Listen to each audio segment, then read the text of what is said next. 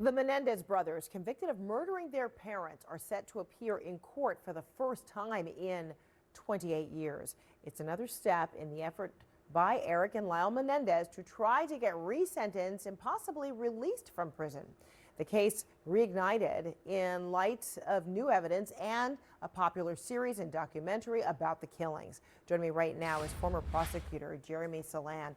Jeremy, great to see you. I mean, this is unique. I mean, this could be the very first time, the public has seen the brothers appearing in court since, their conviction nearly, 30 years ago. How impactful might that moment be for their argument?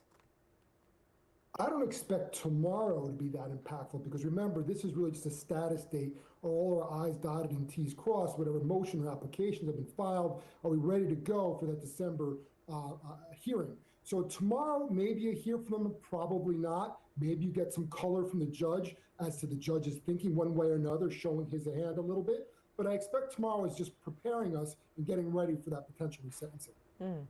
The outgoing Los Angeles district attorney has recommended the brothers be resentenced.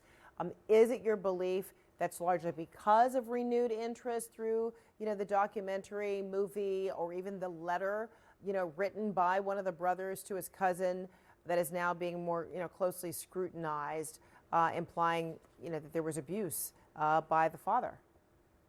Yeah, we don't govern by reality TV, and we don't see due process by Netflix. So is it helpful in the sense that it may have turned an eye or opened an eye, shed light on a serious case with some evidence that may be worth exploring? Absolutely, that's going to be relevant. And we heard from the now outgoing DA, maybe that in part was political, I don't know. But a judge is going to look at this at the four corners of the law and say, hey, was it improper to preclude that sexual abuse evidence in the second trial? Is that letter from Eric to his cousin relevant and important? And then lastly, and equally important, we heard about the band Menudo and one of those boys claiming that their father, Lyle and Eric's father, had molested them as well. All of this comes into play. Well, maybe we should review and reconsider a sentence here.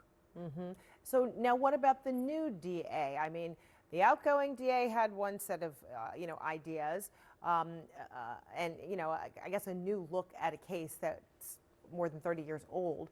But what about, I guess, any pressure that the new DA may feel about re-prosecuting potentially this case? Yeah, hearing him speak, DA Hochman, hearing him speak, I didn't get the impression he felt pressure. I felt he was saying, I'm going to explore this and give it all the opportunity and all the eyes and review the evidence and review the testimony, even talk to witnesses, and I'll do my due diligence and do his job. And I think that is a right response. I don't know where he's going to fall, but in the end, it's important to recognize, even theoretically, he says, no, I don't want it. What can a judge do? A judge can still say, we're going to resentence. I'm going to parole these people. I'm going to make a change on his own, even over the objection of the prosecution, should they go that route. Yeah. Okay, so perhaps kind of reminiscent of the court days involving O.J. Simpson or even Michael Jackson. Tomorrow's hearing, will be a rather big event, right, for a lot of people there. It's stirred up a lot of interest. Lottery tickets are now available for 16 seats. So how does that potentially influence proceedings? I think it doesn't. I think you look at a good judge and you look at the court and you would hope and believe that now how many people are saying and excited about seeing what's going to happen, now how many people are influenced for right or wrong about Netflix and what you're reading in the news and things like that. I believe this judge is going to say, I'm going to examine the evidence. There's family members who are in support of this. There's a current DA who's in support of the resentencing. And ultimately the judge will say, they've done 35 years.